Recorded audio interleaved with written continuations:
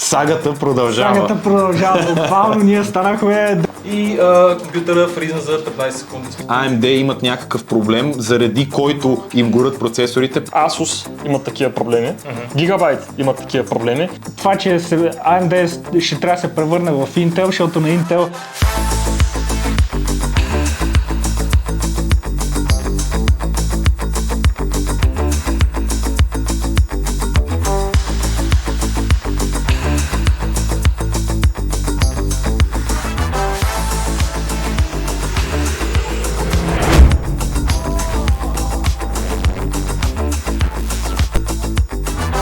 И ето вече сме с кицата, който само чу цялата ситуация по телефона, как се случваше, какво се случваше и като цяло как стоят нещата. Кица, какво мислиш за в рамките на няколко месеца се случва за трети път и то на наш приятел да му изгори X3D процесора с ASRock дъно? Какво стана? Всъщност вчера, докато съвсем нормално си играех, даже не е нещо толкова тежко, да кажем, че е натоварена системата.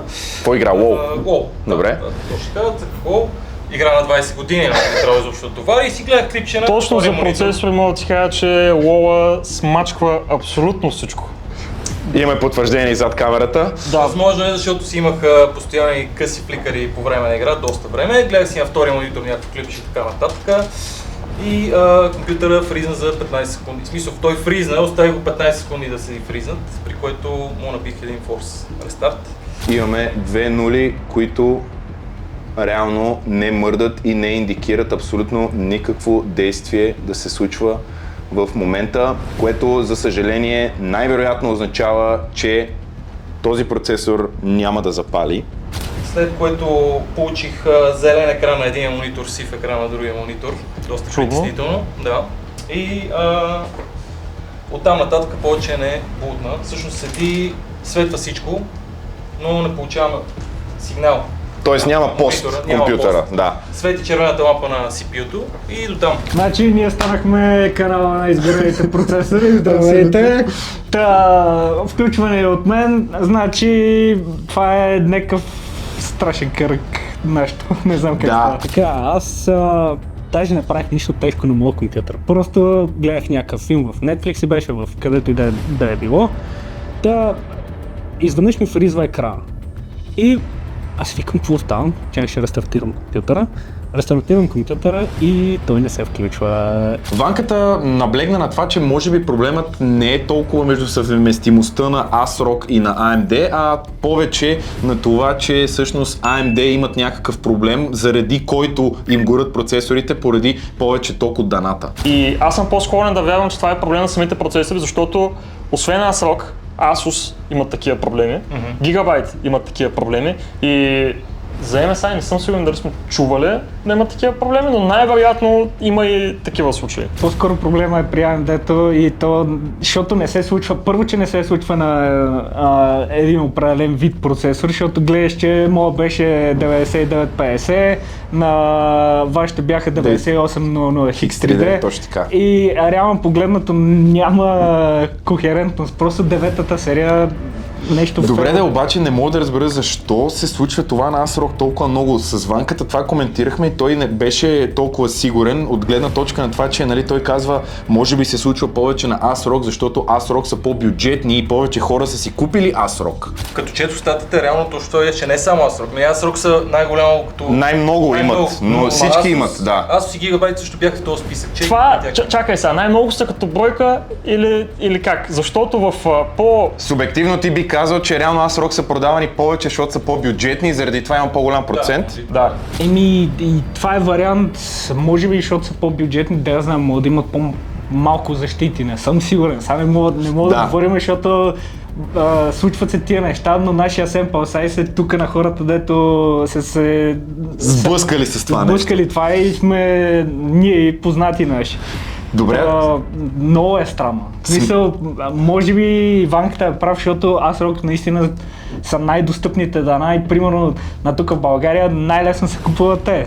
Да. Макар че точно това, което коментирахме, че всъщност голяма част от хейта, който ние изявахме с тебе в първото ни видео за изгорелите процесори, беше това, че сме купили скъпи процесори, пък бюджетни дана.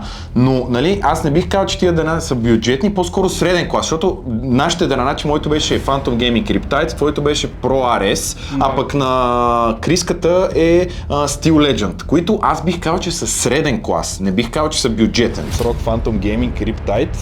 Само да вметнем, че неговото беше 9950 X3D плюс ASRock Pro RS, нали това беше? Да. А моето беше 9800 X3D плюс... И бяха емки.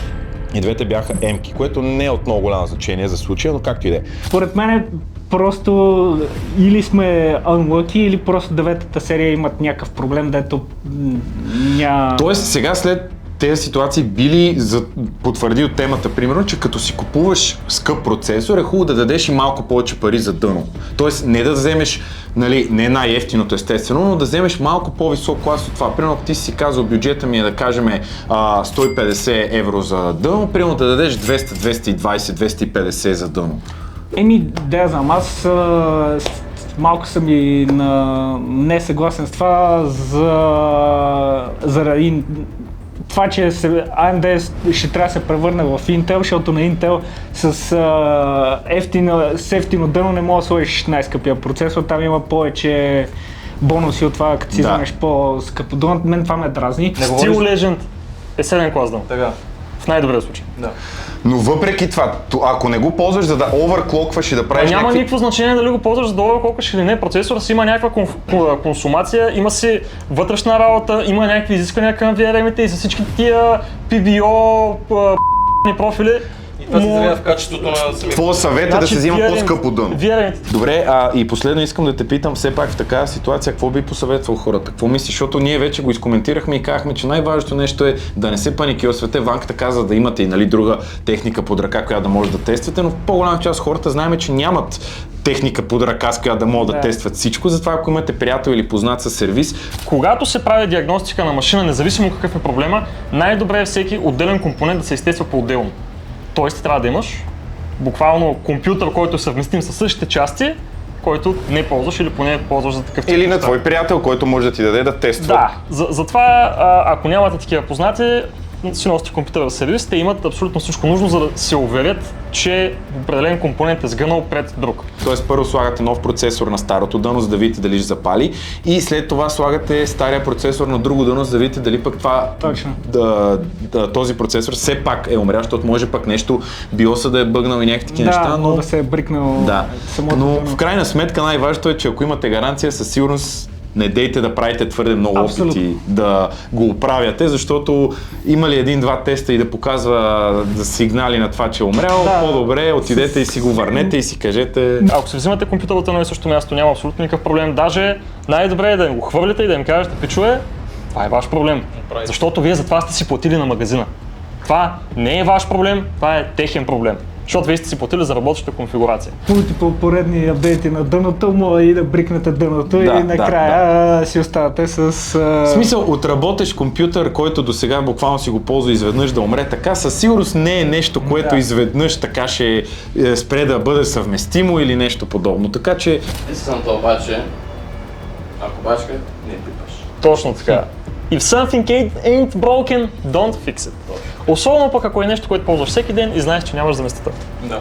Защото при нас тук може и да си сглоба някакъв компютър, който да убия, но аз знам, че той няма да ми повлияе на работа, защото ако работната ми машина сгъне, както стана миналата седмица, защото това SSD с Windows не е преинсталирано от 4 компютъра насам, има проблем. Явно има някакъв проблем с PBA-то на AMD, защото явно просто клока нещата на много високо и дърпа много волтаж. Да, между другото, Ванката ми каза да си махна PBO Precision Boost Overdrive, защото каза, че това за него е пълен булшит и това е най-вероятната причина за прецакване на процесори. Реално погледнато, най-тъпото е, че AMD-то така ги рекламират нещата, че с това е единствения шанс да си стигнете спека, който ви е на кутийката. Да. Което е мега странно и според мен е булшит. С AMD пише, че Не, няма проблем. Влиза в гаранцията. Влиза сега в гаранцията. Те ти го предлагат, естествено, че... Да, че е окей да се, дори да се... Но през PBO, консистентен overclock или undervolt или каквото и да е, не правиш. Макар и аз да съм изключително доволен от обратната връзка и от Customer Support на ASRock, въпреки това, аз лично, извинявам се, че го казвам, но не бих препоръчал да си вземете ASRock с X3D процесори или поне, ако ще взимате ASRock, да е от по-високите серии, които са там Taichi, Maichi